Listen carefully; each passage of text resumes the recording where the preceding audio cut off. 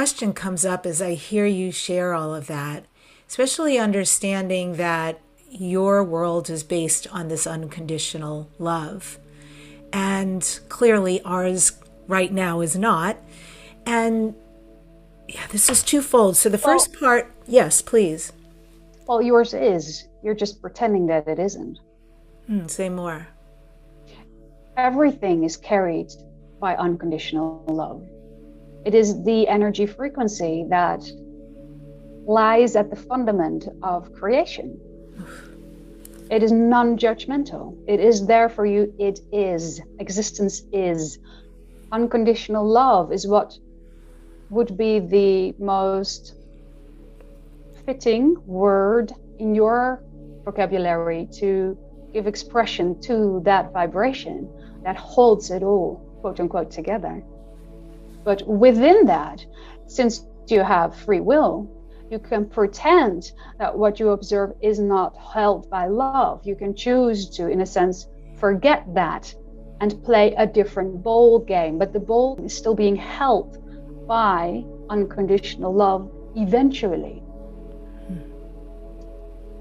I've noticed that people tend, not everybody, but most people on Earth tend to operate in this interesting duality, that there's a lot of people who will talk about infinite love and unconditional love, and they will show that to strangers or people they've just met, and yet in the intimacy of their primary relationship, that they are not often unconditionally loving. And then this conversely can be like that there are people who in the intimacy of their home or friends or tribe can show that great love and consideration, and yet with strangers, not at all. And yeah, there's a lot of discrepancy there. And is there a way with folks like that where it's so the equilibrium is off, and instead it could be flowing both ways and all ways? Is there something they can do, think, be, that will supersede that and instead create the unconditional love we're talking about? Oh, good question, and thank you. So, first of all, it might assist these individuals in their journey, and for anyone who is observing their journey from the sideline, so to speak, to understand, or at least attempt to understand, why someone might choose to differentiate in the gifting of their unconditional love in such a specific manner. So to come back to one of the examples you just gave, they may be very open to quote unquote strangers, and not so much when it comes down to it in their private relationships. And that person may have adopted in the course of their lifetime, or what they understand to be their own personal history, the belief system or set of beliefs that tell them that it is all right to be very open in superficial relationships, and they feel safe there to show themselves as they really are, so to speak. And that when a relationship becomes intimate, they need to shield themselves, because particularly when a person comes that close, they may get hurt. So there can be, in their set of beliefs, the idea that superficial relationships are more friendly to be explored in a wholehearted way, as long as they don't take too long or go too deep, you see. And then when something goes to that level, the shields come up. But it comes down to their personal belief, their private beliefs, the definitions they have consciously or subconsciously written into their way of looking at the world. And to explore that deeper within oneself helps a person to get to know themselves better, and that will then open up the door and the possibility for them to rewrite such definitions if they wish to. And you as an observer can choose to see them beyond the potential obstacles that they might be encountering on that journey. Just by seeing them beyond it, by remembering, you can do that for another person, quote unquote, which what you would often call holding the space for someone or for something.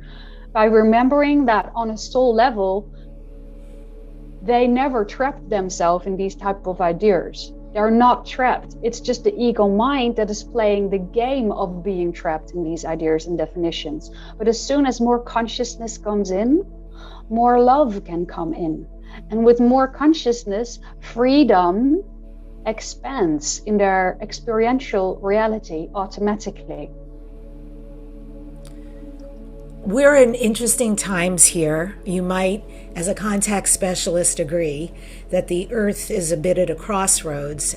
And for those of us who are extremely aware of the possibilities, both one we wouldn't want to create, but it looks like we're headed to, and another that has the possibility of the beautiful things we're talking about and the ways that the YahYel currently live.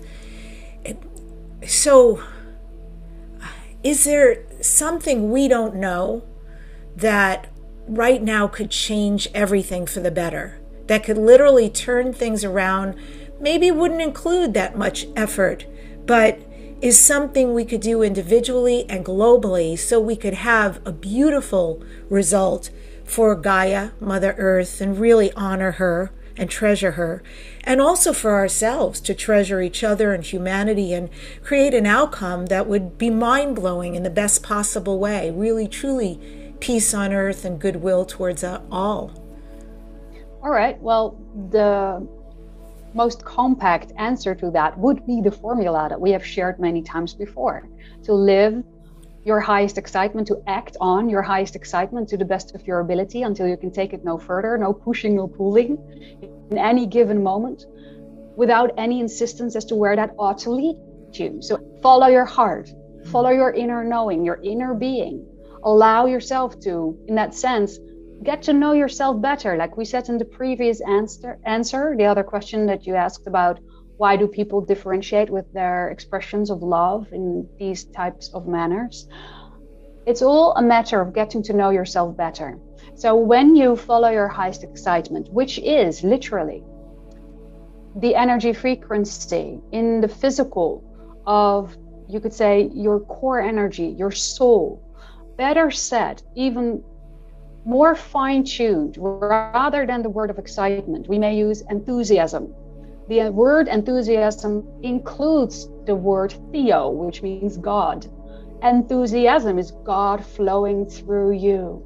It is the God spark flowing through your body. If you know what enthusiasm feels like, then you understand that it is a God frequency. It is what guides you into the direction of that which holds the potential to allow you to get to know yourself even better, to expand spiritually. Even if your enthusiasm leads you upon a specific journey that doesn't lead to the outcome that your rational mind had in mind for you, then perhaps by being quote unquote forced or led to the idea of what you might call disappointment, if you choose to label it that way, in fact may hold the exact key of information or transformation or integration that you on a soul level were longing to embrace in this physical oriented life.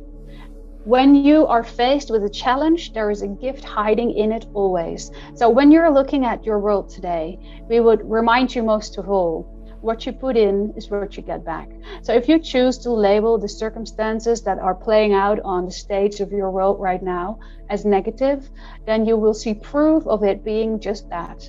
And if you label it as positive, or at least holding the capability for mankind to learn from, or to evolve from, or to hold space for the entire scenario in your heart, and imagine with the force of your, you could say, 24/7 connection to spirit, imagine through your own excitement and creation spark a scenario that might come out of this, that even though very unexpected, may benefit all involved, when you do things like that, you will see proof, and you will begin to see more and more reflections around you of scenarios changing what you would call for the better.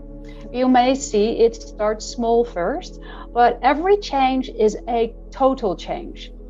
So a positive mindset, even though it may seem absolutely absurd in the light of certain things playing out on your world today, for some people who choose to look at that as absurd, if you choose to nourish and cradle in yourself a positive mindset in general, you may see that around you, even though politics doesn't get resolved the next day, for instance, but that around you, certain people that you know and that you knew to be quite rigid in their thinking get a little bit more loose, or open up to a new passion, or say something kind to you that you really didn't expect they ever would, or come from an angle of understanding, or even just curiosity and questioning that previously they were absolutely not open to explore.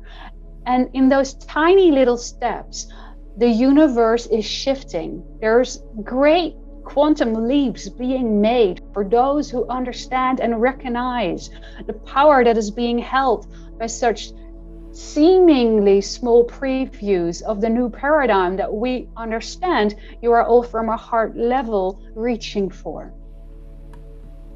Such a good answer and such a good reminder. I've always said the one thing I've done correctly in my life is follow energy. I mean, it's created my life. And that's simple.